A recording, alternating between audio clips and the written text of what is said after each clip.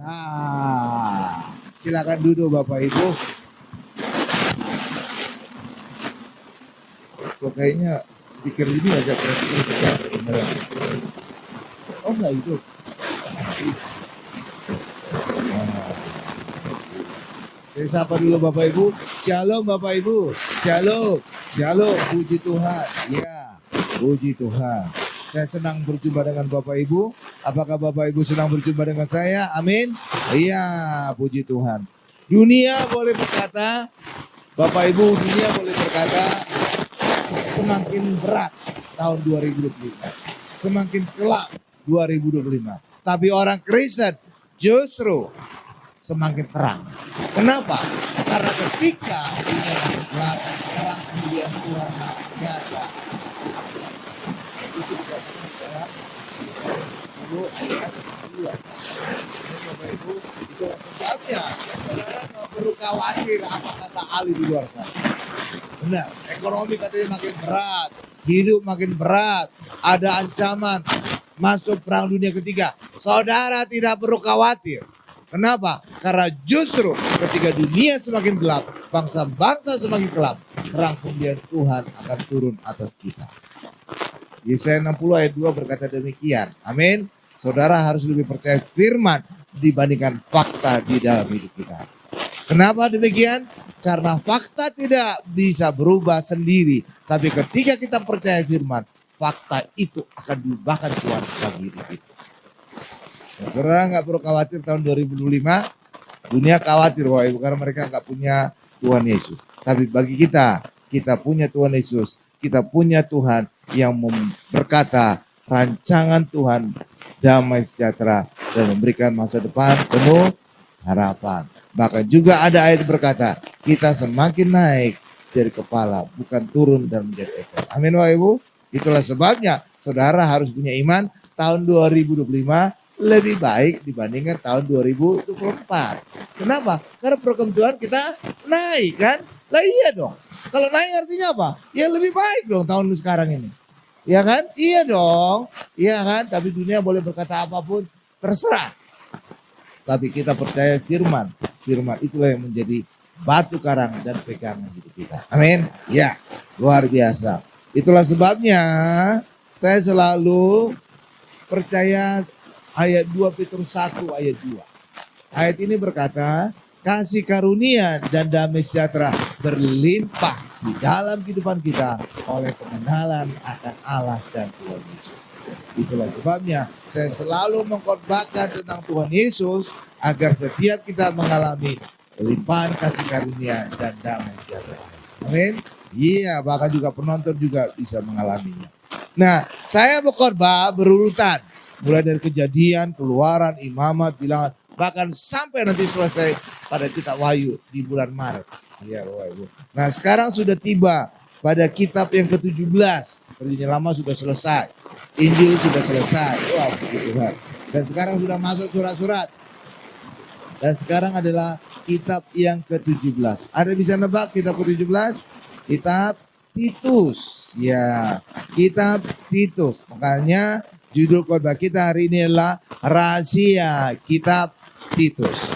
Judul khotbahnya adalah Rahasia Kitab Titus. Apa judulnya Bapak Ibu? Rahasia Kitab Titus. Ya, luar biasa. Saya selalu mengawali khotbah dengan judul. Banyak pendeta nggak ada judul, langsung aja sikat gitu Bapak Ibu ya. Ya beda lah pokoknya. Kenapa? Karena saya udah terbiasa terdidik. Iya, sampai saya selesai pendidikan sampai dokter itu udah habis itu pendidikan Bapak Ibu. Iya, S3 ya. Selalu apa? Setiap kali paper, setiap kali tugas, selalu harus ada judul. Iya kan? Skripsi harus ada judul. Tesis harus ada judul. Disertasi harus ada judul. Ya khotbah juga harus ada judul. Ya. Kenapa demikian? Itu menolak. Kenapa? Karena lewat kita katakan judulnya, jemaat bisa fokus. Oh, pendeta mau ngomong ini. Coba kalau saya sikat aja. Gak ada pakai judul-judulan. Sebenarnya nggak tahu kan, ini Pak Hari lagi coba apa sih? Nah, gitu loh, yuk. Paham ya? Iya kan? Iya. Jadi saya selalu menunjukkan judul supaya Pak Jemaat langsung terbawa. Oh, fokusnya ini. Pendetanya akan bicara ini. Ah, gitu ya. Keren ya? Ya, itu doa. Ya. Nah, siapa Titus ini? Ini adalah surat pribadi Rasul Paulus kepada Titus atas penugasannya kepada Titus. Ya, Bapak Ibu. Jadi anak rohaninya Paulus itu ya bisa dikatakan ada dua. Satu Timotius, kedua adalah Titus. Ya, Bapak Ibu ya. Jadi demikian. Jadi sebenarnya Paulus itu nggak punya anak beneran, tapi dia punya anak rohani. Ya. Nah, Titus ditinggal Paulus di Kreta untuk mengatur segala sesuatu. Coba kita buka Titus 1 ayat 5 langsung loncat ayat 7. Untuk menetapkan penatua-penatua dan pengawas jemaat. Titus 1 ayat 5.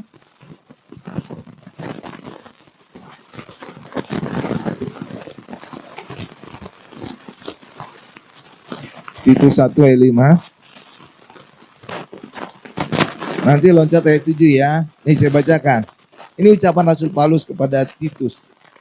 Aku telah meninggalkan engkau di Kreta dengan maksud ini, supaya engkau mengatur apa yang masih perlu diatur dan supaya engkau menetapkan penatua-penatua di setiap kota seperti yang telah kupesankan kepadamu. Ayat 6. Ayat 7 langsung loncat. Sebab sebagai pengatur rumah Allah, seorang penilik jemaat harus tidak bercacat, tidak angkuh, bukan pemberang, bukan peminum, bukan pemarah, tidak serakah. Nah, sekarang lihat kepada saya.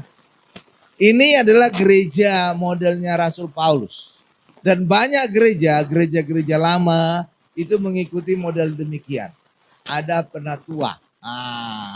Ada penilik jemaat. Tapi kalau gereja kita tidak. Organisasinya very flat. Langsung gembala gitu. Dan pekerja kan. Ya kan gak ada penatua kan. Gimana penatua? Gak ada kan. Gak ada kan. Penilik jemaat gak ada kan. Iya. Jadi itu ya bedanya ya. Jadi gak semua organisasi sama. Apalagi kalau organisasi gereja yang tertua itu yang ada di Roma bahwa wah organisasinya teratur banget gitu ya. Sampai ke seluruh dunia. Wih luar biasa. Kalau kita kan enggak. Bahkan gereja saya yang lama. Karena saya ngikuti kayak gereja saya yang lama. Itu bener-bener langsung gembala jemaat gitu loh. Gak ada tuh penatua. Gak ada penilik jemaat. Bener tapi jalan juga kan. Jalan kan? Jalan. Luar biasa menjadi gereja terbesar lagi. Itulah luar biasanya ya. Jadi sistemnya beda ya, nggak sama semua gereja ya. Nah di sini gereja ini ada penatuannya, ada penilik jemaatnya, gitu ya Bapak Ibu ya. Ya jadi luar biasa. Ya. Tapi kalau gereja kita langsung gembala, pengerja langsung gembala. No problem. Karena apa? Yang penting adalah ibadah bisa terlaksana. Tuhan Yesus tetap dinyatakan. Tuhan Yesus tetap ditinggikan. Jadi organisasi itu bisa fleksibel. Amin. Ya. Jadi itu demikian Bapak Ibu. Nah jadi Paulus itu memberi contoh kepada orang Kristen. Bagaimana membangun dan menumbuhkan gereja. Ya Bapak Ibu. Ada teman saya gembala Bapak Ibu. Dia berkata, dia berpikir gereja itu cukup satu, tapi besar. Ya kan? Ya, sedangkan kalau kita belajar dari Rasul Paulus, gerejanya tidak satu, banyak. Ya kan Bapak Ibu ya? Ada di Roma, ada di Galatia, ada di Efesus, ada di Korintus, dan segala macam. Benar Bapak Ibu? Dan saya setuju tentang ini. Ya, makanya nanti kalau seandainya Tuhan memberkati, Tuhan mengizinkan, kalau gereja kita berkembang, saya juga akan buka cabang. Ya, Bapak Ibu ya, iya. Jadi bukan satu gereja digedein cuma satu tempat enggak, tapi kita harus mengejar bola, kita mendekati jemaat. Amin, Bapak Ibu. Nah, saya setuju dengan gembala saya yang lama. Banyak cabangnya, ya Bapak Ibu ya. Karena memang sesuai dengan Rasul Paulus, banyak cabang gerejanya. Ada di Roma, itulah sebabnya ada surat ke Roma. Ada di Galatia, itulah sebabnya ada surat ke Galatia. Ya, jadi itu nama-nama gereja sesuai dengan tempatnya. Dan rupanya prinsip demikian dilakukan oleh suatu sinode besar. Sehingga apa? Semua nama gereja harus ditanggalkan dan nama gereja sesuai dengan lokasinya. Jadi misalkan gereja itu ada lokasinya di Jalan Gatot Subroto, maka gereja itu disebut gereja sinode itu dan Gatot Subrotonya. Nah, gitu Bapak Ibu. Jadi kalau kita ini misalkan Mount Hermon ini di bawah sinode itu, maka namanya menjadi gereja Ratu Plaza. Gitu Bapak Ibu. Sesuai dengan lokasinya. Amin ya Bapak Ibu ya. Atau gereja Sudirman bisa aja demikian kan? Iya. Jadi itu rupanya mengikuti prinsip dari Rasul Paulus. Jadi gereja itu diberi nama lokasinya. Seperti gereja Roma, gereja Galatia, gereja Korintus, dan semuanya. Ya terserah saja. Bapak Ibu. Amin. Makanya pada saat kebijakan itu dilakukan oleh sinode itu, gereja tempat saya berdiri itu langsung keluar. Kenapa? Karena nama itu tidak boleh ditanggalkan. Kenapa? Karena nama itu adalah pewahyuan Tuhan atas diri. Gitu Bapak Ibu. Nah kalau ditanggalkan, hilang nanti pewahyuan Tuhan. Itulah sebabnya gereja lama saya itu keluar dari sinode itu, ya, dan mempertahankan nama. Dan ternyata juga banyak gereja-gereja juga di bawah sinode itu juga tidak berkenan atas kebijakan itu. Itulah sebabnya pakai akal-akalan mereka. Lalu gimana cara yang akal-akalannya? Gerejanya itu dia tetap namanya itu. Lalu bagaimana ngubahnya? Nama jalan di depan gereja itu dirubah dengan nama gereja itu. Gitu loh Bapak Ibu. Gitu loh. Iya. Jadi misalkan gini. Misalkan Mount Hermon Church ini bukan di gereja Jalan Sudirman. Jalan yang agak kecil ya. Lalu gimana? Saya tinggal menghubungi Pemda, Pak tolong dirubah nama jalan di depan gereja saya itu menjadi nama Mount Hermon. Gitu loh Bapak Ibu. Jadinya apa? Ya tetap mengikuti peraturan. Karena apa? Gereja itu ada di jalan Mount Hermon. Gitu. Jadi akal-akalan jadinya kan. Tapi sebenarnya kan kelihatan nggak semuanya gereja berkenan namanya ditanggalkan. Benar Bapak Ibu ya? Iya. Ya udah nggak apa-apa lah. Namanya tetap. Kenapa? Karena setiap gembala itu punya pewahyuan Tuhan sendiri atas nama gereja. Amin. Kayak saya.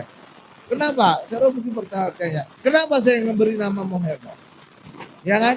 Karena kan tanya kan, kok bukan yang Mount yang lain? Mount Sinai ke, Mount Sion ke, atau apa kan? Kenapa Mount Hermon?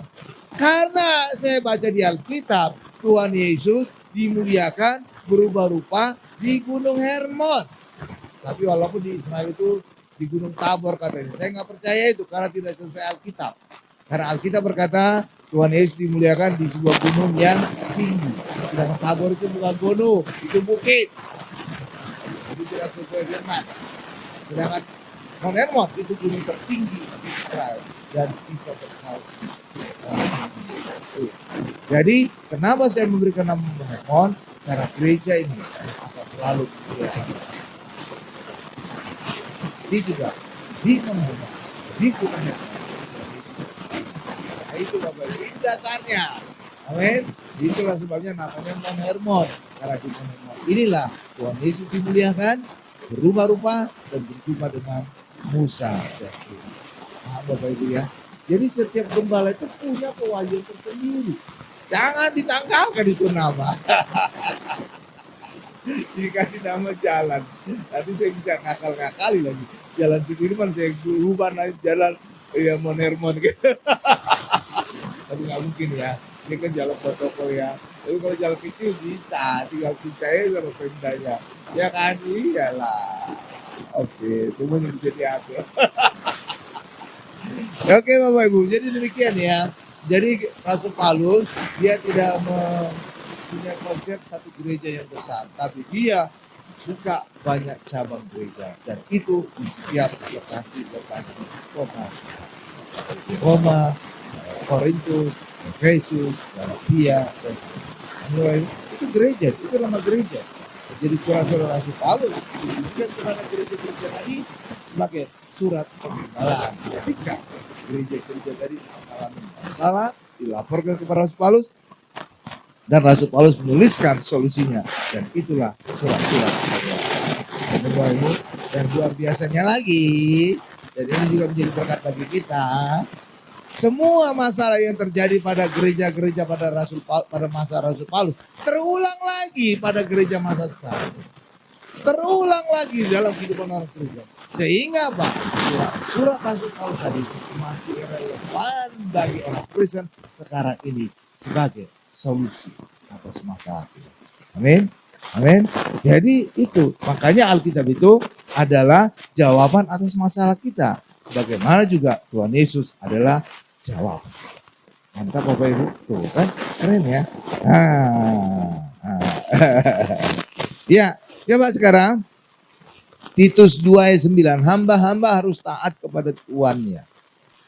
Mungkin di antara kita nanti ada bertanya, Pak, kok Rasul Paulus tidak mengatakan hamba harus dihapuskan? Oke, Bapak Ibu ya. Ya.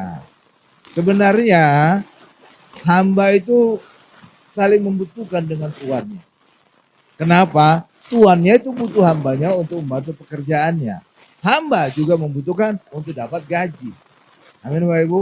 Tapi jangan hubungan tuan dan hamba tadi hubungan saling menganiaya, saling menindas. Itu nggak boleh. Makanya yang diperbaiki adalah hubungannya harus baik. Amin. Iya. Jadi kalau seandainya hubungannya baik nggak ada masalah. Karena seperti juga zaman sekarang ini kita punya pembantu rumah tangga, ART. Kan saling membutuhkan ART dengan kita kan? Lah iya dong. Kita kan butuh ART untuk melakukan banyak pekerjaan rumah. Benar Pak Ibu? Memasak, membersihkan. Tapi ART juga membutuhkan kita. Dapat gaji untuk penghidupannya. Jadi saling membutuhkan. Asal jangan hubungannya saling menindas. Jadi kita nggak boleh menindas ART kita atau ART juga jangan dia berlagu kepada tuannya. Kalau hubungannya bagus-bagus, ya itu memang bagus. Hubungannya memang perlu. Benar Pak Ibu? Lah iya. Coba kalau seandainya pada saat kelihatannya pentingnya ART untuk membantu itu pada saat lebaran.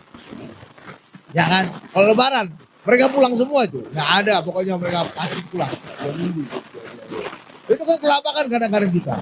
Iya, kadang-kadang gimana ini bersihnya, gimana cuci baju, gimana, itu repot kita. Betul Pak Ibu? Iya repot. Iya, makanya kadang-kadang kalau orang kaya pakai trik, caranya gimana? Ya udah, sekalian keluar negeri. Jadi nggak ada nyuci-nyuci. Saya dulu juga nerapkan gitu Pak Ibu. Ya ketika saya masih suka jalan-jalan keluar, masih kuat. Tapi sekarang saya nggak mau lagi pergi kemana-mana. Saya paling nyaman itu di kamar saya. Semua sudah ada tersedia. Saya juga bisa melakukan segala aktivitas di kamar. Iya, udah semua komplit. Ruang kerja saya sekaligus kamar saya dan segala macam. Amin Ibu. Iya malas ya keluar-keluar. Apalagi kalau penerbangan itu lebih dari 2 jam. Aduh, udah malas. Udah malas ya. Udah. Makanya juga bahkan ke Bandung aja, istri aja saya udah gak mau. Capek saya ke Bandung gitu. Iya, Bandung saya udah nguasai. Dulu saya kuliah di Bandung lama. Amin, apalagi saya dulu punya motor. Segala penjuru saya sudah jalani. Makanya awal-awalnya itu saya itu jadi kayak tour guide bagi istri saya. Iya, karena kemana-kemana, oh ini lewat jalan ini, oh lewat jalan ini, oh lewat jalan ini. Saya nggak hafal gitu, karena pas saya dulu punya motor. Kalau saya nggak punya motor dulu, itu jalur angkot yang saya hafal kan. Oh angkot ini nomor ini, oh lewat ini, gitu kan. Nah kalau saya punya motor kemana aja saya bisa. Terus Bapak Ibu ya, iya kan. Makanya istri saya dulu menjadikan saya tour guide kalau ke Bandung. Tapi kalau sekarang nggak perlu lagi. Kenapa? Sudah ada Google Map atau Maze. Benar Bapak Ibu ya. Cari aja, klik. Jadi itu jenis untuk penuh itu ya. Gak perlu lagi ya tour guide. Kadang-kadang juga tour guide saya pernah ke Eropa. Tour guide nggak tahu jalan. Apa? Lihat Google Map. Gimana tuh tour guide nggak tahu jalan, nyasar, muter. Iya. Coba sekarang Titus 2 ayat 9. Nih, jadi hubungan hamba dengan Tuhan ya. Ya, Titus 2 ayat 9. Hamba-hamba hendaklah taat kepada tuannya ya dalam segala hal dan berkenan kepada mereka, jangan membantah ya. Jadi harus hamba itu taat. Kayak pembantu juga harus taat. Benar Bapak Ibu ya? Iya kan? Ya kan pembantu kan kita suka tolong masak ini ya, tolong bersihin ini ya. Coba kalau pembantu itu rada ngaco. Pak, tangan saya dua Pak, saya nggak bisa kerjain semua Pak. Ini pembantu kurang ajar. Tangan saya 2. Lah siapa bilang tangan kamu 5? Ya kerjainnya itu ya setelah selesai ini kerjain ini, setelah ini jangan sekaligus semua. Ya semua orang juga nggak bisa tangannya 2. Ya kan Bapak Ibu kan? Ya kan nggak mungkin kamu bantu ngaco-ngaco gitu ya. Ya tangan saya 2 gitu. Haleluya, haleluya. Ya, jadi hamba-hamba itu harus taat ya.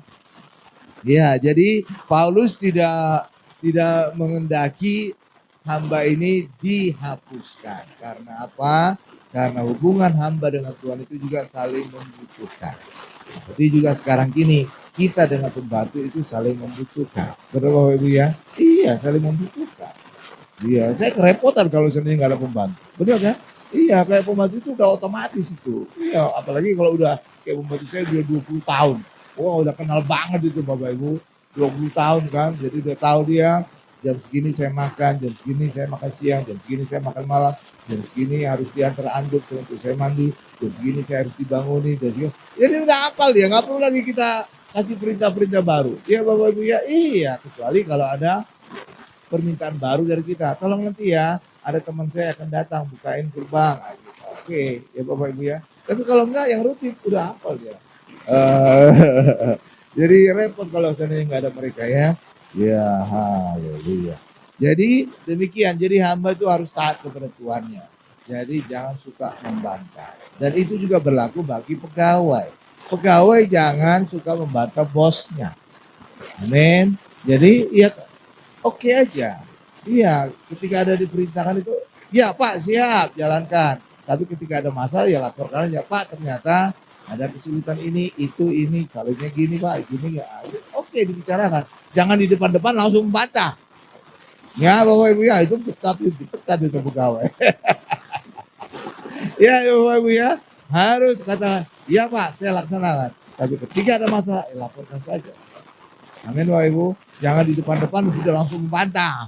Wah itu mah kurang ajar. Nah bahkan juga Tuhan Yesus juga menggambarkan dirinya sebagai hamba, mengosongkan dirinya seperti hamba, seperti manusia. Berapa Ibu? Iya.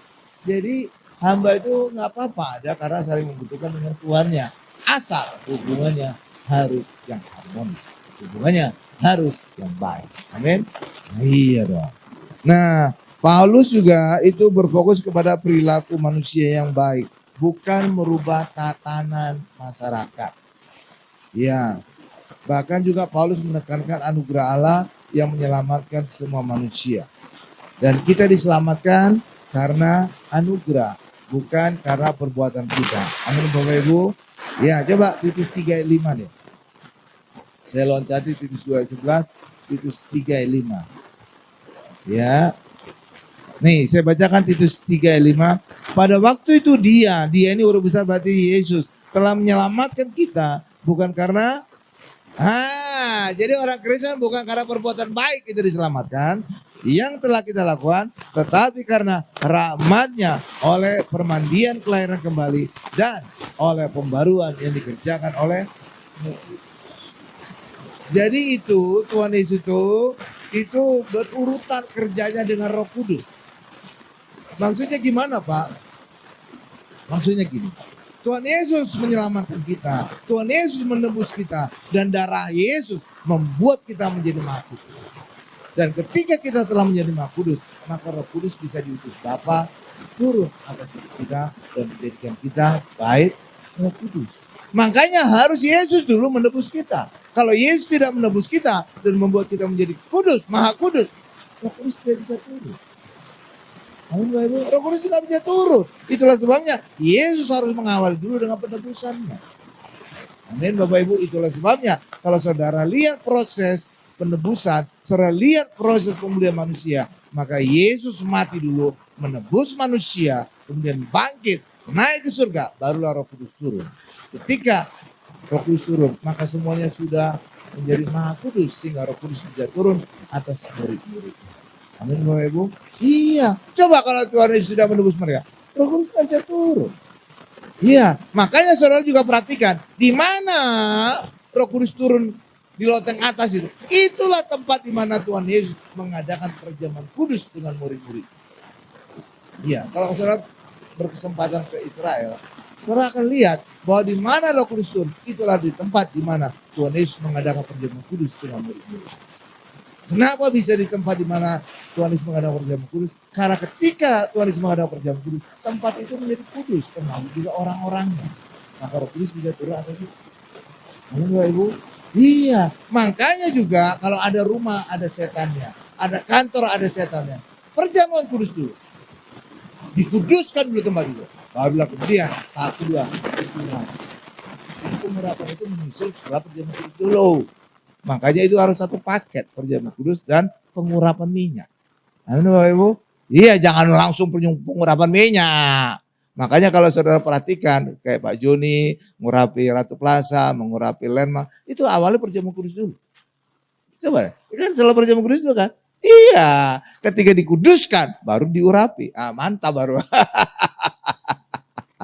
Ya kan? Iya, jadi prosesnya itu kayak gitu, ada sekuensinya, ada urutannya. Jadi jangan kucuk-kucuk ngurapi aja. Ya, luar biasa kan? Iya, sama juga dengan Tuhan Yesus. Tuhan Yesus mengadakan perjamuan kudus dulu di loteng atas, baru sekian hari kemudian Roh Kudus turun di tempat itu juga. Kan? Mantap ya. Jadi ada urutannya ya. Ya, jadi jangan kucuk-kucuk gitu ya Bapak Ibu. Jadi gitu ya Bapak Ibu ya. Nah, jadi orang Kristen itu diselamatkan karena anugerah ya. Jadi karena itulah orang Kristen jangan menyombongkan dirinya. Oh, karena aku kudus, karena aku baik, maka Tuhan menyelamatkan aku. Enggak Bapak Ibu. Enggak ada di antara kita yang kudus ketika diselamatkan. Semua kita berdosa, justru lewat kedatangan Yesuslah semua kita dikuduskan oleh darah Yesus. Amin. Jadi kalau perbuatan kita nggak bisa kudus. Yesaya 64 ayat 6 berkata, kesalehanmu, kekudusanmu seperti kain kotor. Bahkan terjemahan baru Alkitab, kain kotor haid wanita. Benar, kalau saudara beli Alkitab baru, edisi terbaru, itu dikatakan demikian. Bukan hanya kain kotor, tapi kain kotor haid wanita. Iya Bapak Ibu. Ditambahkan gitu ya. Kok tahu Pak? Iya, saya kan membeli Alkitab. Cuma kalau di mimbar ini saya jarang buka Alkitab ya Bapak Ibu ya. Kalau di rumah saya kadang-kadang buka Alkitab. Amin. Ya kalau di sini kan sekarang udah digital. Tampilkan di layar. Jadi saudara juga bisa ikut membuka ya. Jadi kadang-kadang banyak pendeta itu masih pakai Alkitab buku. Kadang-kadang di show kan. Ayo angkat Alkitab, siapa yang mau Alkitab? Oh gitu, ada saya di gereja gitu. Angkat Alkitab. Ini sih jadul banget gitu. Jadul. Kenapa jadul? Ini saya kasih alasannya. Kalau saudara masih membaca Alkitab buku, maka saudara terbatas membawanya. Saudara kan gak mungkin bawa Alkitab ke kantor kan? Setiap hari ke kantor saudara bawa Alkitab. Gak mungkin kan? Atau ke gym bawa Alkitab. Jarang kan? Gak mungkin kan? Aneh gitu dilihat orang kan? Tapi kalau handphone, saudara di mana saja saudara pasti ada handphone. Bahkan orang ada berkata, lebih bagus ketinggalan dompet daripada ketinggalan handphone. Berapa Ibu? Dan di handphone kita bisa install Alkitab. Sehingga apa? Dimanapun, kapanpun saudara bisa minum Coca-Cola. Bisa membaca Alkitab. Bapak Ibu? Iya kan? Iya. Jadi saudara jadi praktis sekarang. Baca Alkitab dimanapun bisa. Jadi makanya saya mendorong kita Alkitab itu di handphone. Supaya apa? Dimanapun saudara lagi ngantri dokter, lagi ngantri tiket, lagi ngantri, saudara bisa baca ayat. Amin Bapak Ibu? Iya bisa baca. Iya jadi gak perlu lagi kayak bawa-bawa buku gitu. Oh, itu mah jadul banget. Bahkan saudara juga kalau mencari ayat juga lebih gampang di handphone. Coba saudara cari misalkan saat Tuhan Yesus naik ke surga. Kalau saudara jarang buka Alkitab, saudara nggak tahu di ayat mana itu ya. Di ayat mana kan. Tapi coba di handphone, cari aja search. Ada gampang kan? Iya kan? Iya. Karena itulah saya dorong orang Kristen untuk Alkitabnya juga ada di handphone. Supaya apa? Di mana saja, kapan saja saudara bisa baca Alkitab. Coba kalau buku kan repot kan? Mana mungkin saudara kerja setiap kali bawa Alkitab. Malah bawa saudara curiga. Ini fanatik nih, ini fanatik. Gawat ini. Benar kan Bapak Ibu ya? Apalagi kalau bawa saudara bukan seiman. Wah saudara akan dicurigai gitu Bapak Ibu. Dicurigai lah. Ini Staf saya ini kok bawa Alkitab terus ini. Wah fanatik ini, gawat ini. Ya kan, iyalah. Jadi handphone aja ya. Amin Bapak Ibu. Iya, makanya kalau saudara lihat, saya nggak pernah buka Alkitab buku ketika khotbah atau di gereja ya. Kenapa? Semuanya udah digital. Amin Bapak Ibu. Saudara kan bisa tampilkan ayat kan? Iya kan? Iya, keren jadinya. Juga saudara lihat itu. Kalau pendeta yang masih pakai Alkitab buku, saudara tahu? Alkitab itu nggak pernah ganti-ganti sampai busuk. Kok bisa Pak? Iya, karena di Alkitab itu ada catatan-catatan kecilnya. Kadang-kadang dia stabilo, dia ada catatan kecil, catatan. Coba kalau ganti Alkitab, hilang itu catatan kan? Makanya kalau pendeta yang masih pakai Alkitab buku, sampai busuk Alkitabnya. Benar Bayu, sampai lumutan, benar. Kenapa? Di situ ada catatan-catatannya. Kalau ganti Alkitab, hilang catatannya itu kan? Iya kan? Hilang kan? Hilang. Makanya kalau pendeta masih pakai Alkitab buku, wih sampai bulukan gitu Alkitabnya. Kenapa? Dia nggak mungkin tinggalkan Alkitab ini. Catatannya ada di situ. Mungkin catatan korbannya ada di situ. Dia sudah tandai, dia kasih nomor, dia stabilo. Coba Alkitab baru, hilang kan semua kan? Iya, nggak ada lagi. Makanya coba saudara perhatikan lah. Kalau pendeta yang masih bawa-bawa Alkitab, lihat Alkitabnya. Udah sampai bulukan. Benar Bapak, benar. Saya serius ini. Benar. Ya buktikan aja sendiri. Nggak akan pernah dia ganti Alkitab. Nggak pernah. Nggak akan mungkin. Kenapa? Semua catatan kecilnya di Alkitab itu akan hilang. Ya kan? Ya kan? Hilang dong. Gimana lagi? Emangnya dia mau catat ulang di Alkitab barunya? Repot dong. Lama itu kan. Apalagi kalau udah seluruh lembar ada catatannya, seluruh stabilonya. Wah repot itu. Makanya coba saudara perhatikan kalau pendeta masih bawa Alkitab buku, bulukan itu Alkitab. Benar, udah tahunan gak ganti-ganti Alkitab. Iya, saya buktikan fakta aja. Iya benar Bapak Ibu ya, iya kan? Iya benar itu. Haleluya, haleluya.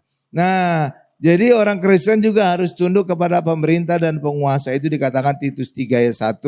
Orang Kristen harus taat dan siap melakukan pekerjaan yang baik. Orang Kristen jangan memfitnah, cinta damai, ramah dan lembut. Amin Bapak Ibu. Menghindari pertengkaran. Jangan orang Kristen suka berdebat, bertengkar gitu ya. Ya, kadang-kadang ada pendeta itu suka berdebat gitu. Bahkan nantangin tetangga sebelah gitu Bapak Ibu. Berdebat. Jangan Bapak Ibu, jangan. Itu mendatangkan apa? Pertentangan terus. Karena apa? Pada prinsipnya, apalagi kalau sudah tokoh agama gitu ya. Kan dia malu kalau berdebat kalah. Malu gak Bapak Ibu? Misalkan saudara tokoh besar gitu ya. Diajak debat, ternyata saudara kalah berdebat. Saudara malu gak? Malu kan?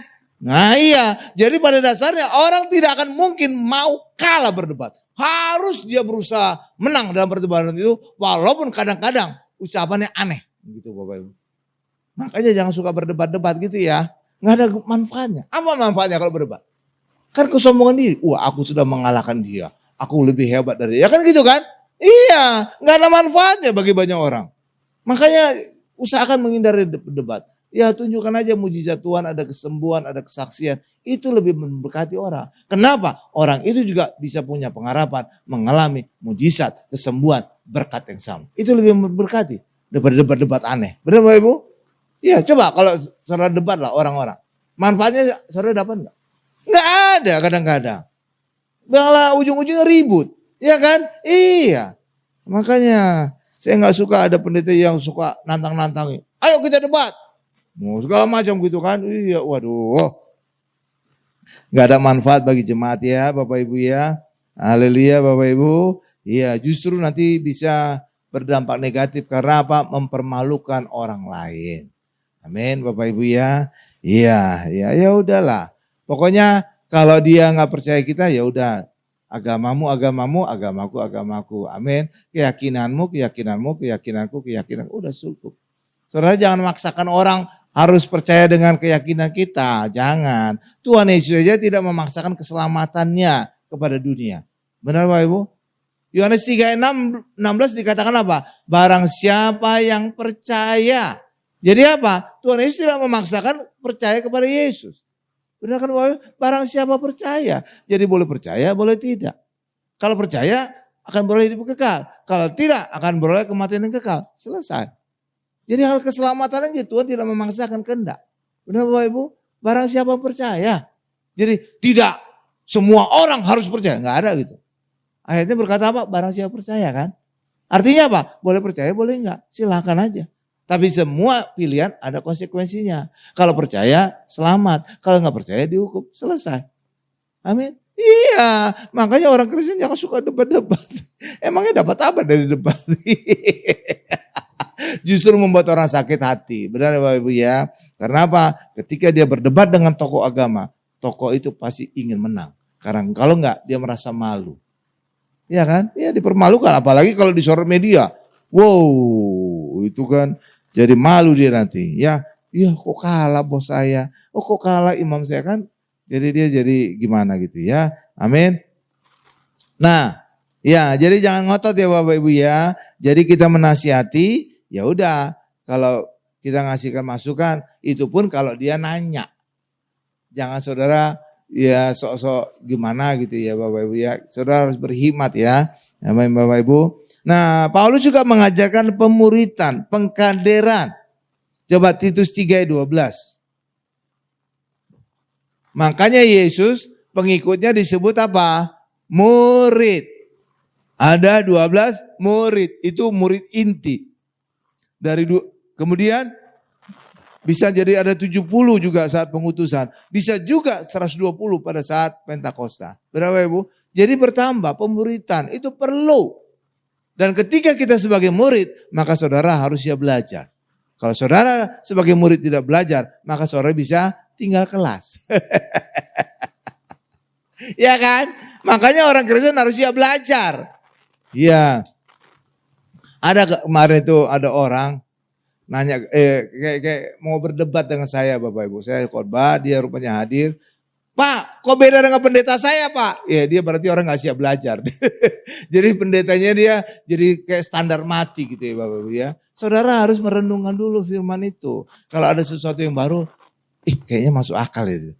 Kayaknya benar sesuai ayat. Gitu loh Bapak Ibu. Jangan saudara kokoh, ngotot sesuai dengan ajaran pendeta saudara yang lama gitu ya. Ya Bapak Ibu ya. Karena apa? Bisa saja pendeta saudara yang lama kurang benar saat itu. Ini ada pemasukan yang baru, ajaran baru. Terima. Renungkan. Gitu ya Bapak Ibu ya. Jangan ngotot. Pak, khotbahnya kok beda dengan pendeta saya Pak. Khotbah dibanding. Ya kan Bapak Ibu ya. Artinya apa? Orang itu tidak siap belajar. Ya padahal kita kan murid kan. Siap belajar dong. Amin. Iya siap belajar. Ketika masih murid. Kan banyak guru-guru saudara juga bisa kadang-kadang beda kan. Pengajarannya kan. Iya bisa beda. Gak apa-apa. Saudara renungkan aja mana yang masuk akal. Mana yang logis. Nah, udah. Jangan ngotot. Oh pendeta saya yang lama itu lebih benar. Daripada saudara nggak akan bisa maju nantinya. Kenapa? Karena kemajuan itu membuat perubahan. Perubahan itu membuat orang maju. Benar Bapak Ibu? Lah kalau dia tidak siap berubah, dia masih terus kokoh pada pengajaran sebelumnya, maka dia tidak siap maju. Dia di situ aja. Benar Bapak Ibu ya? Lah iya dong. Kan kemajuan artinya kan kita harus siap beradaptasi, kita harus siap berubah kan. Benar kan Bapak Ibu? Lah iya kan zaman ini kan berubah. Ya kan Bapak Ibu ya. Coba kayak itulah tadi Alkitab.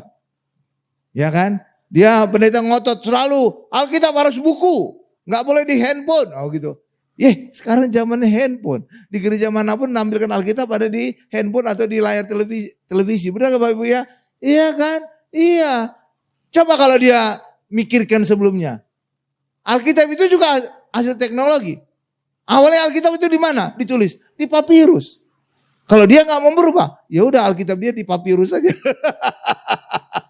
Kan awalnya Alkitab kan bukan di buku kan dituliskan, bukan.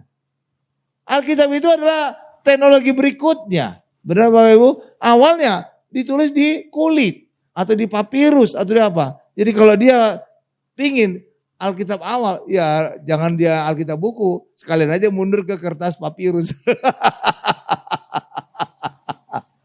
Lah iya dong. Makanya kita harus beradaptasi ya. Sekarang ada handphone, ada Alkitab, ya udah handphone Alkitab. Supaya kita dimanapun, kapanpun bisa membaca Alkitab. Yang penting kan kita ngerti Alkitabnya, benar Bapak Ibu ya.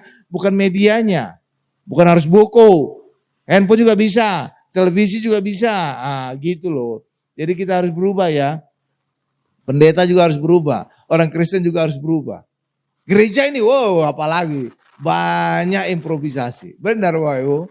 Kemarin ada pendalaman Alkitab. Sebentar lagi kita akan mengadakan kuis Alkitab. Jadi ada kayak Family 100 gitu tim. Jadi kita berusaha improvisasi terus. Karena gereja itu harus beradaptasi dengan zaman. Amin Bapak Ibu.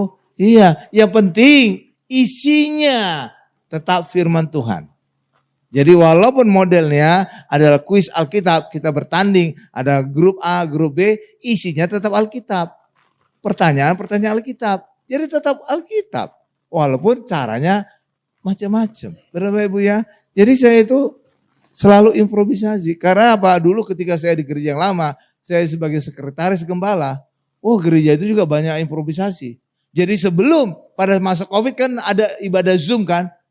Bertahun-tahun sebelum ada ibadah Zoom ini, gereja saya yang lama sudah ada semacam ibadah Zoom. Disorot satu ibadah, orang di relay satelit.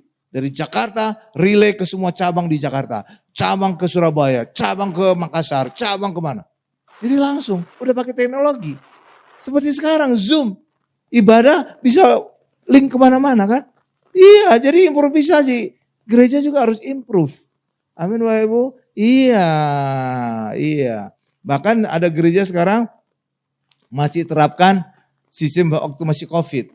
Kolektenya itu pakai QRIS gitu kan. Ada kan sekarang kan? Iya, QRIS kan? Iya, lah kita nggak perlu QRIS lah, masih sedikit orang tinggal kolektor berjalan aja. Tapi kalau gereja besar kadang-kadang pakai QRIS supaya cepet gitu ya. Iya kan? Bayar pakai handphone. Cek cek cek cek. Iya, nggak ada masalah.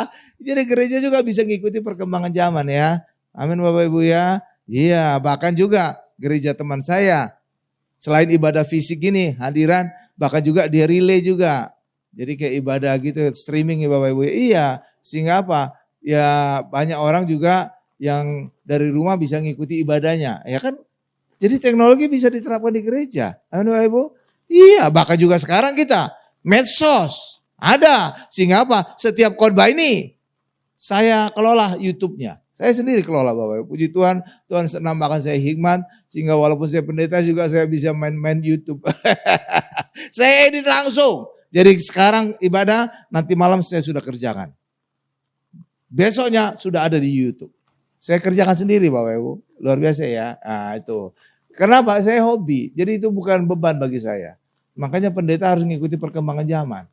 Medsos juga kita terapkan. Ibu Odi membantu saya untuk medsos di TikTok, di IG, di Facebook ada. Jadi gereja harus mengikuti perkembangan itu. Amin Bapak Ibu? Iya, luar biasa ya. Nah, iya. Terus lanjut. Jadi Paulus mengajarkan pemuritan. Paulus mengirimkan Artemas dan Tikhikus untuk menggantikan Titus di Kreta. Coba kita lihat Titus 3 ayat 12. Luar biasa saya baca ya. Segera sesudah kukirim Artemas atau Tikhikus kepadamu, berusahalah datang kepadaku di Nikopolis, karena sudah kuputuskan untuk tinggal di tempat itu selama musim dingin ini. Haleluya. Jadi Paulus memuridkan Artemas dan Tikhikus. Ya Bapak Ibu. Di gereja ini juga saya berusaha ada pemuritan. Iya Bapak Ibu, pemuritan. Contoh. Sebelumnya ketika gereja ini masih dibuka, pertama kali di Bekasi, seluruh personil itu orang luar. Ya, singer, WL, orang luar. Tapi dengan berjalannya waktu, saya mendorong anggota gereja, pengerja bisa tampil. Contohnya Nita bisa tampil jadi singer. Saya tingkatkan lagi, tampil jadi WL. Benar Bapak? Iya. Demikian juga adik saya juga demikian. Jadi singer. Tingkatkan lagi jadi WL, tingkatkan lagi menjadi pengkhotbah. Cuma dia nggak bisa ngikuti irama saya. Kenapa? Ya saya harus memastikan pengkhotbah itu harus copy paste dari saya gitu Bapak Ibu ya. Jadi harus berfokus kepada Tuhan Yesus. Ya, kalau iya kan Bapak Ibu ya. Nah kalau pendeta yang tidak dari awal di gereja ini bisa mereka cara yang berbeda, tidak selalu berfokus kepada Tuhan Yesus. Gak apa-apa. Saya selalu terbuka bagi mereka. Kenapa? Karena kebutuhan jemaat juga tidak selalu harus seperti yang saya khotbahkan. Ada juga pingin yang lucu-lucu. Ada juga yang pingin pengajaran yang cara lain. Ada juga yang pingin ya segala macam. Benar Bapak Ibu ya? Iya kan? Iya. Tapi kalau jemaat pingin mujizat, pingin fokus Tuhan Yesus, nah tepatnya ngikuti saya. Nah gitu loh Bapak Ibu ya. Iya kan? Jadi jemaat itu ditampilkan banyak menu pilihan. Secara rohani mana yang cocok dengan kebutuhan dia. Karena ada jemaat yang butuh mujizat kesembuhan, ada. Ada juga jemaat mungkin di kantornya stres, bikin ketawa-ketawa, silakan. Ada juga yang segala macam kebutuhan. Amin. Makanya saya coba sediakan segala macam kebutuhan.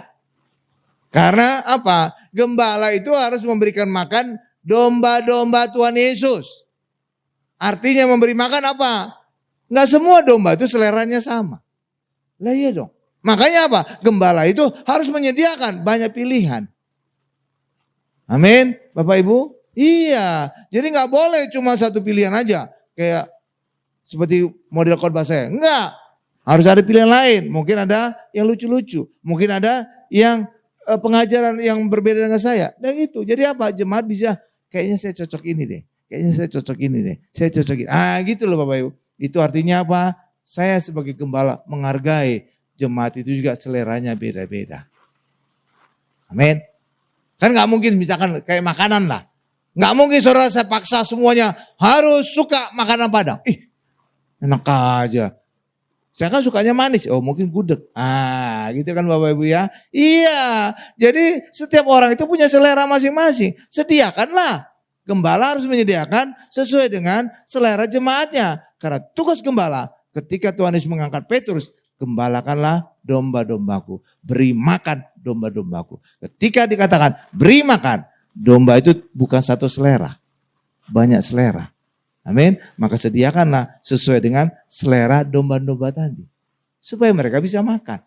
Amin Bapak Ibu. Kalau enggak kan enggak mungkin mereka bisa makan. Enggak suka makanannya. Benar Bapak Ibu? Iya makanya saya membuka pendeta kesempatan kepada pendeta-pendeta lain yang berbeda dengan saya. Gitu. Jadi saya harus selektif. Ini pendeta ini agak beda dengan saya. Melengkapi. Oke. Gitu loh Bapak Ibu. Makanya kalau saudara lihat pendeta-pendeta di Mone-Mone kan beda-beda kan. Iya beda-beda. Kayak saya berfokus Tuhan Yesus. Mujizat. Ada yang banyak pendeta nubuat-nubuat. Kayak pendeta Ming-Ming. Kayak gitu kan. Kan beda-beda. Supaya apa? Kebutuhan jemaat itu terpenuhi. Karena selera jemaat juga beda-beda. Selera itu paham kebijakan ini? Iya. Karena apa? Ada pendeta teman saya itu harus satu jenis gitu khotbahnya. Kamu itu gembala memberi makan domba-domba yang seleranya berbeda-beda. Harus menyediakan sesuai dengan selera domba-domba. Amin Bapak Ibu? Lah iya dong. Itu Bapak Ibu. Makanya ada pendeta kan, kayak pendeta Nixon agak ada lucu-lucunya. Oke, ya kan? Ya kan? Ada pendeta yang ada pengajaran kayak pendeta Joiman. Oke. Jadi kan saudara bisa memilih gitu loh, mana yang sesuai. Mungkin saudara butuh nubuat-nubuat, pendeta Ming-Ming ada, gitu loh. Macam-macam ya. Gitu. Makanya juga abang saya juga pernah menyarankan karena dia ikut jemaat dari teman saya, kok bukan kamu aja yang khotbah, kok ada pendeta-pendeta? Iya, karena saya gembala. Gembala itu harus memberi makan domba-domba. Dan domba-domba seleranya beda-beda. Amin Bapak Ibu. Makanya gembala harus bertanggung jawab, memberi makan domba-dombanya. Dan harus sadar setiap domba itu seleranya beda-beda. Amin. Itulah hikmatnya Tuhan berikan kepada saya. Makanya pendeta di sini macam-macam modelnya. Oke Bapak Ibu ya, gitu ya. Iya. Ya jadi adik saya programkan. Bahkan juga siapapun yang berminat, mungkin kayak Ibu Lydia berminat, kalau saya kasih, saya suplai kan. Ya kan selalu saya supply. Itu bukan beban bagi saya. Enggak. Saya senang-senang aja. Iya, kenapa? Karena gereja itu harus ada pemuritan. Harus ada pemuritan. Karena apa? Tuhan Yesus juga melakukan pemuritan kepada 12 murid, kepada 70 murid, kepada 120 murid. Amin. Siapapun. Bahkan Ibu Odi aja saya tawari. Bu Odi, bisa tampil khotbah Bu Odi. Nah, tapi syaratnya harus. Satu, harus berfokus kepada Tuhan Yesus. Jadi mulailah baca Injil tentang mujizat-mujizat Tuhan Yesus. Mulailah baca perumpamaan-perumpamaan Tuhan Yesus. Ibu Odi baca, diskusi dengan saya, nanti buat ininya, terus sampai akhirnya siap materinya, baru Ibu Odi bisa tampil. Jadi Ibu Odi saya beri kesempatan untuk tampil. Benar Bapak Ibu, benar. Jadi semua yang kira-kira ada potensi saya akan angkat, naik. Karena apa? Gereja itu harus ada pemuritan. Kita harus ada pemuritan seperti Tuhan Yesus. Amin Bapak Ibu? Iya. Jadi semua orang yang kira-kira berminat dan saya lihat kayaknya mampu, oke. Amin Bapak Ibu? Ya enggak asal-asalan saya juga ya. Enggak semua orang saya, kamu khotbah, tampil di mimbar aja enggak berani. Gimana dia mau jadi khotbah? Amin Bapak Ibu ya. Iya dong. Jadi saya memberikan kesempatan untuk pengerja, untuk bahkan jemaat juga saya kasih kesempatan. Amin Bapak Ibu. Saya lihat dulu. Amin. Ya dong. Kan saya kan bertanggung jawab kepada Tuhan kan. Iya enggak boleh asal-asalan. Iya kan bertanggung jawab saya kepada Tuhan. Bahkan adik saya juga sekeras sama dia. Saya beri kamu kesempatan tapi masalah kualitas pelayanan saya enggak kompromi. Kalau kamu tidak disiplin, out. Adik saya sendiri, adik kandung saya yang paling kecil saya perlakukan demikian. Kenapa? Karena pertanggung jawab saya kepada Tuhan. Saya tidak ingin terjadi seperti kisah dalam perjanjian lama Imam Eli. Anaknya berzina, berdosa, Hofni dan Fineas diizinkan terus melakukan pelayanan. Akibatnya apa? Keluarga dikutuk Tuhan. Imam Eli, iya. Anaknya mati dan juga tidak ada kakek dalam keluarga itu. Artinya apa? Tidak ada kakek dalam keluarga itu. Ketika cucunya lahir, kakeknya pasti mati. Iya, jadi keturunan Imam Eli itu enggak ada sampai kakek. Jadi selalu ada 2 generasi aja. Bapak dan anak, orang tua dan anak. Kakek, ada cucu, kakeknya mati. Itulah kutukan terhadap keluarga Imam Eli. Kan gawat kan? Gawat. Makanya jangan kompromi dalam pelayanan. Walaupun itu adik sendiri, out. Gitu Bapak Ibu, saya tegas. Makanya seorang gak pernah lihat dia lagi kan. Iya, udah out.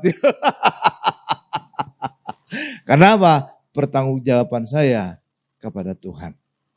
Dia adik saya dalam keluarga, tapi dalam pelayanan semua sama. Amin Bapak Ibu. Tegas dong saya. Iya dong. Karena apa? Pertanggungjawaban saya kepada Tuhan. Nggak ada kompromi tuh. Amin Bapak Ibu ya.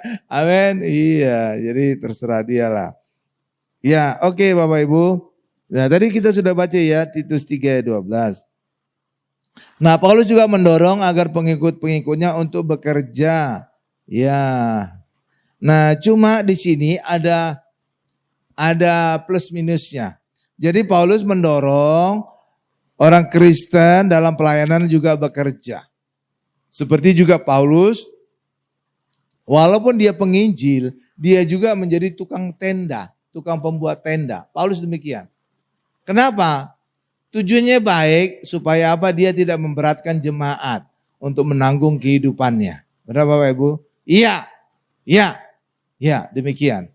Tetapi ada negatifnya. Apa negatifnya Pak? Pelayanannya tidak fokus. Iya kan? Iya dong. Kalau dia kerja dan juga pelayanan, berarti kan harus ada 2 pikiran terbagi 2. Pelayanan dan juga pekerjaannya. Benar kan Bapak Ibu ya? Iya. Itu negatifnya. Tapi kalau seandainya dia bekerja dan pelayanan, ada positifnya juga. Artinya dia tidak memberatkan jemaat. Jadi dia bisa menghidupi dirinya sendiri. Benar Bapak Ibu ya? Iya kan? Iya. Tapi ada negatifnya tadi. Pelayanannya berarti tidak fokus. Kan? Iya kan? Iya dong. Kalau ada 2 yang dia lakukan, pelayanan dan pekerjaan. Berarti apa? Pikirannya 2. 1 pelayanan, 1 juga pekerjaan. Amin Bapak Ibu. Ya, iya. Tapi ya terserah lah. Di gereja lain itu ada juga demikian. Ada juga pendetanya itu juga orang bisnismen. Orang yang kerja sekuler. Kayak dulu almarhum Pak Ciputra itu seorang konglomerat properti, itu juga khotbah di gereja saya yang lama gitu Bapak Ibu. Jadi dia kan orang bisnis tapi juga pelayanan. Ya Bapak Ibu ya. Iya, demikian juga ada yang lain lagi juga, ada direktur properti kerja. Tapi itu sebenarnya ada tujuannya. Gembalanya itu ada tujuannya. Kenapa?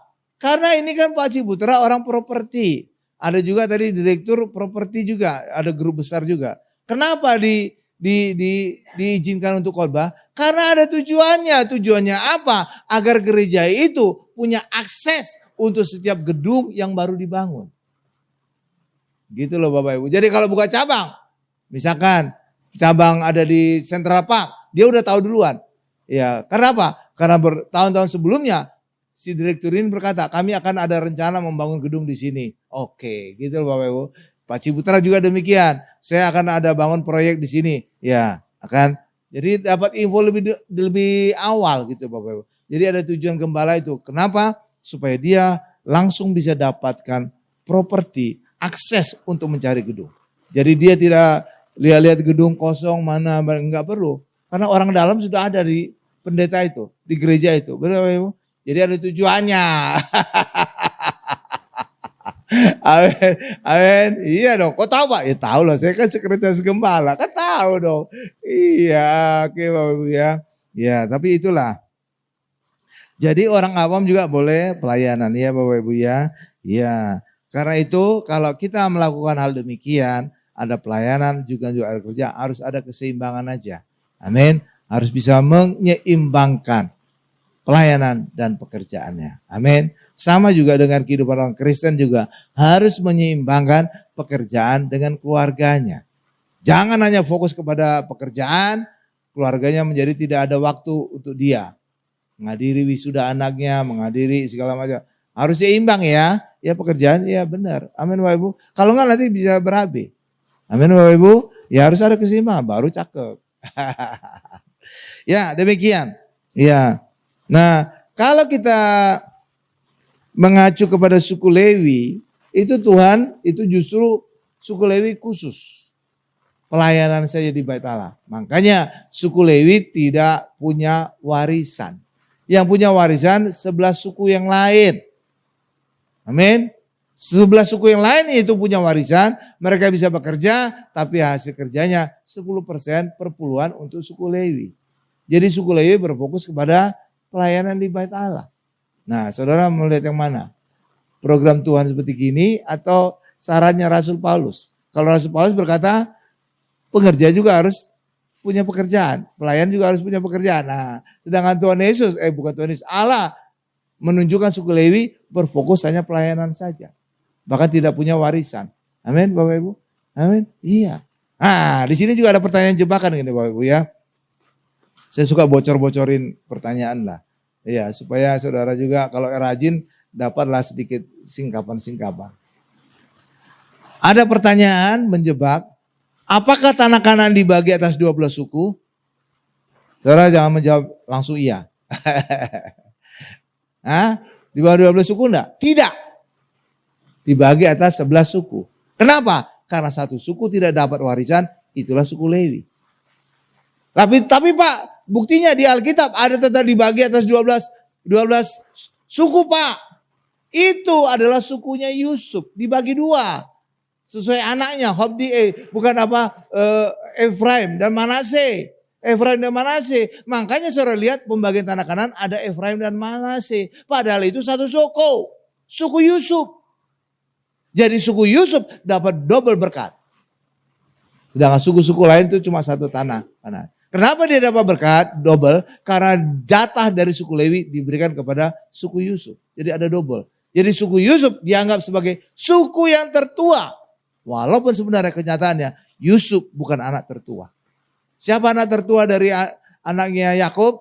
Ruben. Tapi kenapa Ruben tidak dapat hak kesulungan? Karena dia berdosa. Dosanya luar biasa. Dia berzina dengan gundiknya Yakub. Dan itu ada kutukan Yakub. Ya, jadi Ruben itu sebenarnya anak sulung. Harusnya dia yang dapat double berkat, bukan Yusuf. Tapi kenapa Ruben tidak dapat double berkat, tidak dapat hak kesulungan? Karena Ruben berzina dengan gundiknya Yakub, ibu tirinya. Kan gawat kan? Gawat kan? Jadi yang dapat hak kesulungan adalah Yusuf. Apalagi Yusuf berjasa terhadap keluarga Yakub. Karena apa? Dialah yang mengurus keluarga Yakub di Mesir. Oke Bapak Ibu ya. Lihat ceritanya. Makanya ketika ditanya, apakah tanah Kanaan dibagi atas 12 suku? Jangan jawab 12. Jawab 11. Amin Bapak Ibu. Itu pertanyaan jebakan itu. Kenapa 11? Karena suku Lewi tidak dapat jatah. Amin. Suku Lewi berfokus kepada pelayanan di Bait Allah. Jadi jatahnya suku Lewi diberikan kepada suku Yusuf. Itulah sebabnya suku Yusuf dapat 2 jatah, Efraim dan Manase. Saudara lihat aja nanti di bagian terakhir dari Alkitab ada peta pembagian tanah Kanaan. Ada Efraim dan Manase. Itu satu suku itu. Suku Yusuf, anaknya Yusuf itu. Berapa Ibu ya? Iya. Gede lagi dapat jatah. Iya, saudara ya. Ya, oke Bapak Ibu. Kenapa bisa ada beda-beda Pak? Ada yang gede, ada yang kecil. Saudara tahu? Saudara bisa menilai suku yang dapat besar itu suku yang rajin. Yang suku dapat tanah yang kecil warisannya. Ini suku yang malas. Kenapa bisa demikian? Karena ketika bangsa Israel masuk tanah Kanaan, di situ masih banyak penduduk tanah Kanaan asli. Jadi kalau ingin mendapatkan tanah yang besar, mereka harus perangi orang-orang yang ada di tanah itu untuk mereka mendapatkan tanah warisannya. Jadi tanah warisan itu bukan tanah kosong, tapi sudah ada penghuninya, orang Kanaan. Jadi mereka harus memerangi, mengusir orang-orang yang ada di dalamnya supaya mereka mendapatkan tanah warisan. Semakin mereka rajin berperang, mengusir orang-orang di tanah itu, mereka semakin besar dapat tanahnya. Seru lihat itu? Lihat itu? Iya. Jadi sebenarnya mereka sudah dapatkan tanah Kanaan, tapi bukan tanah kosong. Mereka harus perangi. Amin Bapak Ibu. Iya. Jadi saudara ketika melihat pembagian tanah Kanaan, saudara bisa melihat suku mana yang rajin. Oh, suku yang paling besar. Ini suku rajin ini. Dia bisa memerangi orang-orang di dalamnya sehingga mereka mendapatkan tanah warisan yang luas, yang besar. Sedangkan tanah warisan yang kecil, oh ini suku malas ini. Ayo, iya, jadi gitu coba. Iya, iya, Bapak Ibu. Jadi sama dengan kita juga sama seperti kita juga, Bapak Ibu. Sebenarnya Tuhan sudah memberkati kita, sudah. Tapi tidak langsung Tuhan memberkati kita masuk ke mulut. Benar kan Bapak Ibu ya? Saudara harus bekerja juga. Bekerja pintar dan bekerja rajin. Iya, jadi berdasarkan kerajinan saudara, berdasarkan kepintaran saudara, disitulah berkat Tuhan semakin besar atas hidup saudara. Tapi sebenarnya kita sudah diberkati. Tapi tergantung kerajinan saudara gitu loh Bapak Ibu. Itulah kira-kira gambaran tanah Kanaan tadi. Amin Bapak Ibu. Jadi kita sudah diberkati, benar. Tapi berkat kita tidak langsung ke mulut kita. Nggak ada kan? Disuapi kita ke mulut. Enggak. Kita harus bekerja juga. Amin. Jadinya ketika kita bekerja pintar, bekerja rajin, disitulah berkat kita semakin besar. Kalau saudara malas, ya berkat Tuhan ala kadarnya. Ah, gimana Bapak Ibu? Iya. Sama seperti pembagian tanah Kanaan. Amin Bapak Ibu? Iya. Malah sebenarnya Yosua sampai marah kepada suku-suku Israel. Kenapa? Mereka pingin ngumpul terus. Mereka nggak pingin merebut tanah Kanaan itu, Bapak Ibu. Iya, mereka hanya ngumpul aja. Sampai apa? Yosua marahin suku-suku. Hei, kamu rebut tanah warisan kamu. Gitu, Bapak Ibu. Iya, ada ayatnya. Baru baca nanti ya, PR ya, besok ujian. Jadi kadang-kadang orang Israel, orang Kristen juga malas gitu ya. Berdoa kepada Tuhan, oh Tuhan berkati aku. Kamu juga harus kerja. Amin Bapak Ibu ya. Tapi kerja juga tidak harus resmi di kantoran, tapi bisa segala macam. Usaha ke apa ke. Amin Bapak Ibu ya. Iya, gitu ya. Jadi seperti pembagian tanah Kanaan lah. Jadi saudara bisa nilai sekarang. Oh, tanah Kanaan ini besar banget ini. Manase besar banget. Efraim besar banget. Oh, pasti ini suku yang rajin. Demikian juga, saudara pasti tahu kan ada ayat. Tuhan mengutuk orang Israel yang lahir di Mesir tidak boleh masuk tanah Kanaan. Benar kan Bapak Ibu ya? Kenapa mereka yang lahir di Mesir tidak boleh masuk tanah Kanaan? Saudara harus berpikir cerdas. Allah itu tidak melakukan segala sesuatu itu tanpa logika, tanpa dasar. Orang yang lahir di Mesir artinya apa? Orang Israel itu sudah melihat begitu banyak mujizat Tuhan. Minimal 10 mujizat di Mesir. Benar kan Bapak Ibu ya? Ya kan? Nah, lewat mujizat-mujizat itu harusnya orang yang lahir di Mesir harus bisa percaya mengandalkan Tuhan ketika akan masuk tanah Kanaan. Memang tanah Kanaan itu raksasa semua, tapi lewat pengalaman mereka mengalami mujizat di Mesir, mereka harus percaya penyertaan Tuhan, pertolongan Tuhan membuat mereka bisa masuk tanah Kanaan dan mengalahkan raksasa tadi. Tapi nyatanya hanya 2 orang yang percaya pertolongan Tuhan, Yosua dan Kaleb. Sedangkan 10 lagi tidak percaya. Itulah sebabnya mereka juga menghasut orang Israel. Maka Allah kemudian murka. Maka semua orang yang lahir di Mesir tidak boleh masuk tanah Kanaan. Karena mereka tidak percaya pertolongan Tuhan. Karena mereka nanti akan setiap hari mengalahkan raksasa. Lah kalau di awalnya saja mereka sudah takut raksasa. Dan mereka berkata seperti belalang. Bagaimana mungkin mereka merebut tanah Kanaan mereka? Makanya Allah berkata semua orang yang lahir di Mesir tidak boleh masuk tanah Kanaan. Karena apa? Kamu tidak percaya pertolongan Tuhan. Lihat Bapak Ibu, lihat. Jadi ketika orang Israel lahir di Mesir, mereka pasti melihat mukjizat Tuhan. Benar Bapak Ibu? Jadi harusnya itu menjadi bekal untuk mereka percaya masuk tanah Kanaan. Memang bentuknya raksasa, tapi mereka percaya pertolongan Tuhan akan membuat mereka mampu mengusir para raksasa tadi. Amin. Itulah sebabnya juga di dalam Injil juga Tuhan Yesus juga berkata, mengutuk kota Korazim, Betsaida dan Kapernaum. Kamu 3 kota, kamu akan dihukum lebih rendah dibandingkan Sodom dan Gomora. Kenapa? Karena di tempatmu aku melakukan banyak mujizat, tapi kamu tidak percaya dan bertobat. Jadi Tuhan juga menghukum ketika orang sudah mengalami mujizat, tapi nggak percaya. Ayo Bapak Ibu, iya. Makanya kita juga, saudara sudah melihat banyak mujizat. Saudara sudah melihat mujizat selama 2024. Maka lakukanlah, percaya, mengandalkan Tuhan masuk tahun 2005. Maka penyertaan Tuhan, hal yang sama juga akan memberikan aku kemenangan tahun 2025. Kalau saudara tidak mengandalkan Tuhan demikian, walaupun saudara sudah mengalami banyak mujizat sepanjang 2024, saudara tidak layak di hadapan Tuhan. Bapak Ibu, nah itu. Jadi saudara hari ini ngerti kenapa seluruh orang lahir di Mesir nggak boleh masuk tanah Kanaan. Nah sekarang saudara bisa paham kan? Oh itu toh Pak. Gitu loh Bapak Ibu. Saya ajak kita menjadi orang Kristen yang pintar gitu ya. Amin Bapak Ibu. Iya. Mantap. Jadi demikian juga Rasul Paulus juga menggambarkan tentang perpuluhan Bapak Ibu ya. Banyak orang Kristen berpikir perpuluhan itu adalah beban. Benar kan? Oh iya Pak. Ya kalau gaji saya 1 juta, oh berarti perpuluhannya 100.000 gitu ya. 10 juta, oh berarti 1 juta per bulan. Seakan-akan berat kan? Benar kan? Coba saudara tanya banyak orang Kristen. Tanya, pasti mereka berkata berat perpuluhan. Benar kan? Tapi kalau saudara ngerti makna perpuluhan itu artinya apa? Asuransi dari Tuhan. Jadi ketika kita memberikan perpuluhan, itu artinya mengakui bahwa harta kita, milik kita, uang kita, miliknya Tuhan. Lihat perpuluhan tadi. Dan ketika kita mengakui itu milik Tuhan, maka Tuhan akan menjaga milik kita sehingga iblis tidak bisa menjarah. Apa ini? Saudara paham?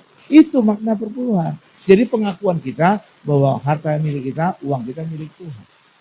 Seperti juga kayak kita beli mobil baru. Saudara pasti diwajibkan ada asuransi. Apalagi kalau kita kreditan, bukan cash. Kreditan kan artinya apa? Si bank itu harus menjamin kita benar-benar mampu membayar. Gitu. Harus dilindungi itu mobil. Jadi harus ada asuransi kan? Kita harus sekarang bayarkan, ya kan? Dan lewat asuransi tadi, maka apa? Ada jaminan mobil kita ada apa-apa, dicuri atau serempet atau kecelakaan, saudara bisa dapatkan mobil yang baru. Baru, asuransi itu beban atau pertolongan bagi kita? Pertolongan. Karena apa? Kalau ada apa-apa dengan mobil kita punya ganti yang baru. Jadi saudara nggak selalu was-was ketika nyetir mobil baru. Wah, serempetan nanti. Wah, kecelakaan. Oh, dicuri orang. Kalau saudara nggak ada asuransi, saudara khawatir. Benar Bapak Ibu ya? Tapi kalau ada asuransi, terserah mau dicuri, mau colong, kecelakaan. Nanti akan saya klaim asuransi akan dapat mobil yang baru. Amin Bapak Ibu. Jadi saudara tenang nyetirnya, bawa mobilnya. Benar Bapak Ibu? Hal yang sama juga dengan perpuluhan. Ya, jadi itu pengakuan kita bahwa harta milik kita adalah milik Tuhan, sehingga kita tidak berkhawatir setan akan menjarah, orang lain akan mengambil, orang lain akan mencuri. Amin Bapak Ibu. Amin. Tapi kalau saudara tidak paham akan konsep perpuluhan tadi, nggak perlu ngasih perpuluhan juga nggak ada masalah. Karena apa? Itu kebutuhan saudara, bukan kebutuhan gereja. Amin Bapak Ibu. Iya. Jadi saudara harus melihat perpuluhan itu adalah kebutuhan saudara, bukan kebutuhan gereja. Maka saudara tidak merasa itu beban. Tapi memang itu saya perlukan untuk melindungi harta milik kekayaan saya. Amin. Nah, itu. Paham ya? Iya, supaya apa? Cara berpikir kita benar. Kalau saudara punya pemikiran benar, itu nggak akan berat. Tapi kalau saudara pemikiran yang salah, berat, mengurangi milik saya. Gitu, Pak. Terserah aja. Paham ya? Iya, gitu loh. Demikian juga perpuluhan itu dimulai dari suku Lewi kan. Ya kan? Jadi sebelah suku yang lain memberikan kepada suku Lewi. Ya kan Bapak Ibu ya. Makanya juga perpuluhan itu bukan artinya kita bagi ke untuk panti asuhan segala macam, arahkan ke gereja. Karena sebagaimana juga suku Lewi perpuluhan. Kalau seandainya ada suku lain itu ingin memberikan menolong orang lain silakan. Tapi perpuluhan itu tetap mengarah kepada suku Lewi. Dan sekarang mengarah ke gereja. Amin Bapak Ibu.